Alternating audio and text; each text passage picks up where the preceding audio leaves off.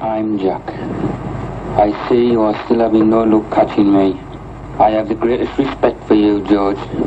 But Lord, you are no nearer catching me now than 4 years ago when I started.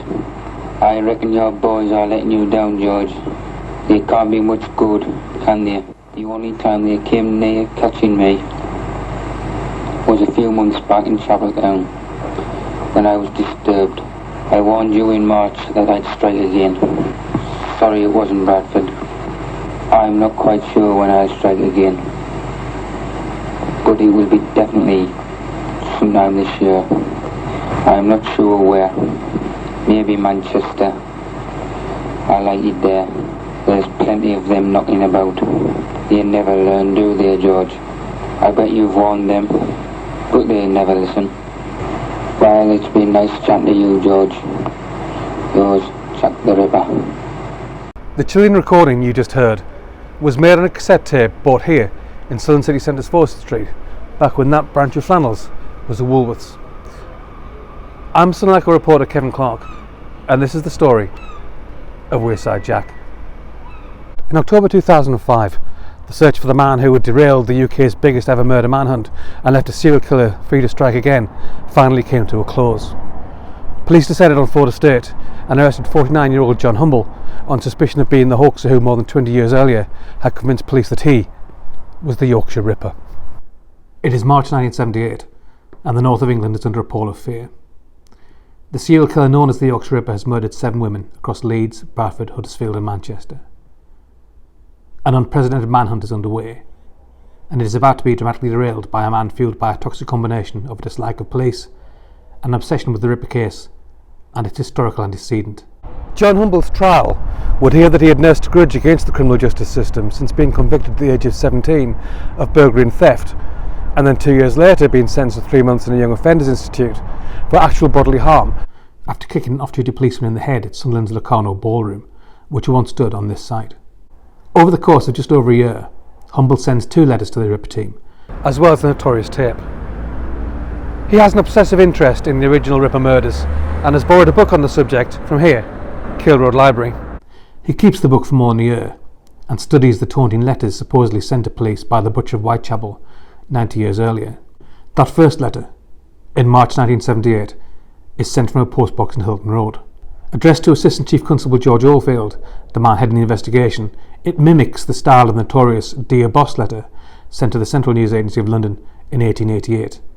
Dear Sir, it reads, I am sorry I cannot give my name for obvious reasons. I am the Ripper. I have been dubbed a maniac by the press, but not by you. You call me clever, and I am. It expresses regret for the killing of that young lassie MacDonald, a reference to the death in June 1977 of shopgirl Jane MacDonald, the 5th of the Ripper's confirmed victims, and the first who was not a prostitute. That first letter also refers to the police line that the Ripper has attacked 7 women, and says, Remember Preston 75, a reference to the murder of 26-year-old Joan Harrison in the Lancashire town 3 years earlier. That line gives that legitimacy in the eyes of the police, who have suspected the killing was the work of the Ripper, but believe, wrongly as it turns out, that the connection is not public knowledge. Peter Sutcliffe will continue to deny responsibility for the crime until his death, and in 2011 DNA evidence on the scene will be matched to that of Leeds man Christopher Smith, who had died 3 years earlier. A week after writing to the police, Humble writes to the Manchester office of the Daily Mirror, again expressing regret for the death of Jane MacDonald and referring to the murder of Joan Harrison. With a year gone and no reaction, he writes a second time to the police.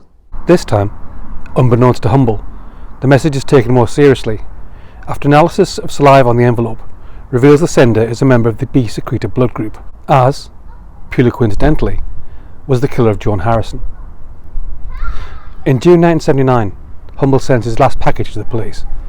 The tape recorded at his then home, here, in Halstead Square on the Hilton Lane estate, which was to derail the investigation catastrophically and leave Peter Sutcliffe free to kill again.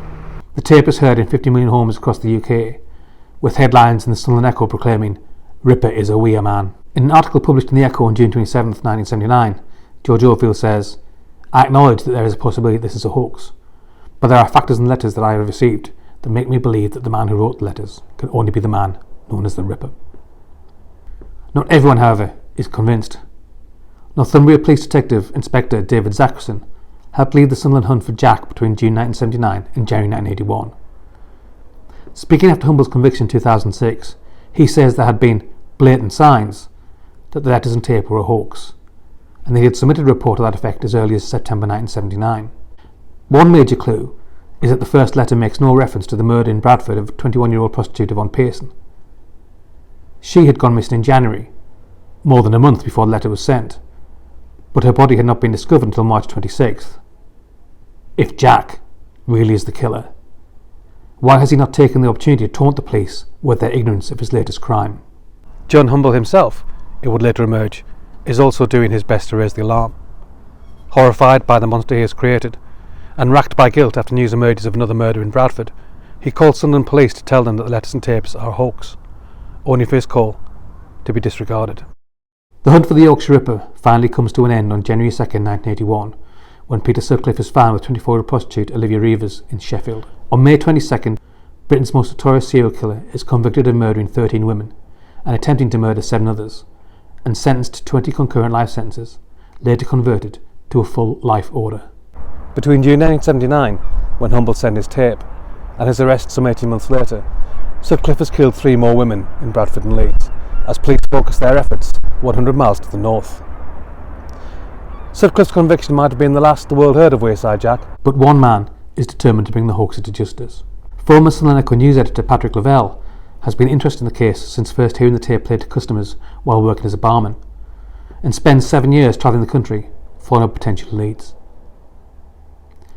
In 2004, Pat reveals that the West Yorkshire Police have mislaid the letters and tapes sent to George Oldfield. The publicity prompts the return of the tape from a retired scientist who worked on the original case. Coupled with the recovery of a piece of envelope from a London forensic lab, the find is enough to allow techniques undreamt of 25 years earlier to produce a DNA sample of the hoaxer. John Humble had been arrested and cautioned for being drunk and disorderly in 2001, so his DNA is in the system. The net is finally closing in on Wearside Jack. It's the 18th of October 2005, and police swoop on a house here in Flodden Road, Ford Estate. Under interview after his arrest, Humble tells police, "I shouldn't have done it. I know that, because it's evil. I deserve to go to jail." In March 2006, he admits 4 charges of perverting the course of justice and is jailed for 8 years. Sutcliffe writes to him and makes it clear that the hoax allowed him to carry on killing. "You could have saved those 3 women, John. You have blood in your hands," he says. Sunderland-born historian and cultural commentator Dr Mark Blacklock studied the case in depth for his 2015 novel I'm Jack, which revisits the events from Humble's point of view. He felt that he was very poorly treated by the police when he was a young man. He was sent to Borstal, a concert after an altercation in a nightclub, and he felt that he'd been stitched up. So that was he kind of referred to that in his interviews. When he was finally pulled in, the fact that he had a grudge against the police, and that this was a way of getting back to them. I mean, I can't help but think, without wanting to be a sort of, the problem is that this, of course, invites you to be an armchair psychiatrist, and I'm not qualified to do that, but it was clearly the action of somebody who wanted to kind of have greater agency in the world and felt like that they were sort of disempowered, and I think he was probably more effective at doing that than he ever thought he would be. There were a number of factors in the way that he communicated. 3 letters, 2 to newspapers, 1 directly to George Oldfield, and then the tape directly to George Oldfield. The thing that seemed to convince Oldfield was the personal address. I think that got under his skin.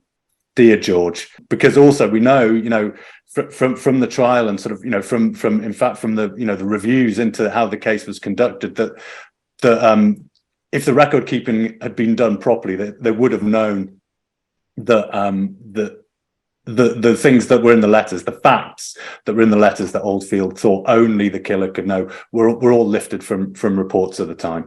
George Oldfield was so convinced, he moved the whole operation, lock, stock and barrel, up to Sunderland, and the amount of money they spent on focusing it there, and it was there for 2 years until they basically accidentally caught Sutcliffe. They brought in dialect experts early on, and the dialect experts did a really, really good job of identifying where the voice was from, almost pinpointing it. I mean, they went along the north of the river, and they actually got exactly the right distance, inland. And if they just dropped south to the Ford estate, they'd have been spot on.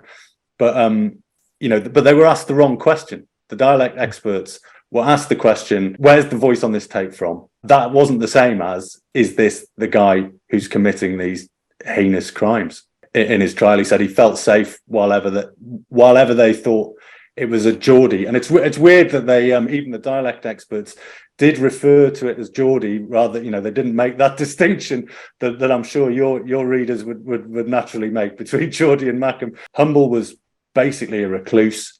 He was a heavy drinker. He lived with his brother. There's not really any evidence that he saw anyone really locally. They drank at home. He saw his sister and his brother, and that was about it. So, it'd be really hard to have found him without the fact that DNA testing had moved along, and so as soon as they got a hit from the saliva on the envelope and something in their records, and it was someone from Sunderland, they knew they'd found Wearside Jack.